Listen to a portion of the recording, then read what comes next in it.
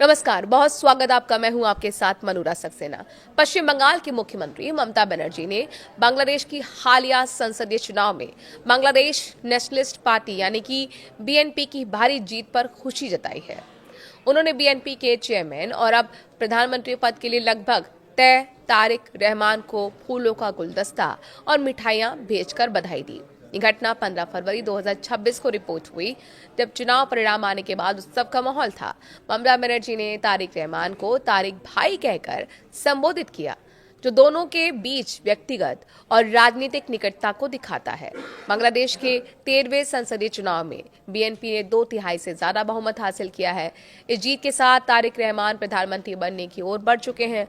बताया जा रहा है कि उनका शपथ ग्रहण समारोह 17 फरवरी 2026 को होगा। इस भव्य आयोजन के लिए दुनिया भर के कई देशों के नेताओं को भी निमंत्रण भेजा जा रहा है। बीएनपी की ये जीत बांग्लादेश की राजनीति में बड़ा बदलाव मानी जा रही है, क्योंकि पार्टी ने लंबे समय बाद इतनी मजबूत स्थिति हासिल की है। ममता बनर्जी ने सबसे पहले शुक्रवार को सोशल मीडिया प्लेटफॉर्म एक्स पर पोस्ट करते हुए बधाई दी। उन्होंने हिंदी और बंगाली में लिखा कि बांग्लादेश के सभी भाइयों, बहनों और लोगों को हार्दिक बधाई। उन्होंने अग्रिम रमजान मुबारक भी कहा, क्योंकि बांग्लादेश में मुस्लिम बहुल आबादी है और रमजान का महीना नजदीक था। पोस्ट में उन्होंने खास तौर पर मेरे तारिक भाई को संबोधित करते हुए लिखा कि इस महान जीत के लिए उन्हें उनकी पार्टी और सभी पार्टियों को बधाई। अंग्रेजी में उन्होंने यही संदेश दिया, मेरे सभी भाइयों बहनों और बांग्लादेश के लोगों को हार्दिक बधाई, अग्रिम रमजान मुबारक। इस बड़ी जीत के लिए मेरे तारिक भाई, उनकी पार्टी और सभी को बधाई। सब अच्छे और खुश रहें। इस पोस्ट के बाद शनिवार को ममता बनर्जी की ओर से फूल और मिठाइयां भी भेजी गईं। ढाका के गुलशन इलाके में स्थित तारिक रहमान के राजनयिक कार्यकाल में बीएनपी मीडिया सेल के सदस्य अतिउर रहमान रोर ने ये गिफ्ट प्राप्त किया। गुलशन ऑफिस के स्पेशल ऑफिसर मेहदुल इस्लाम मेहदी भी मौजूद थे। ये कदम सिर्फ बधाई नहीं, बल्कि दोनों देशों के बीच गहरे संबंधों का प्रतीक भी है। पश्चिम बंगाल और बांग्लादेश की सीमाएं सटी हुई हैं। भाषा बंगाली है, संस्कृति काफी मिलती जुलती है।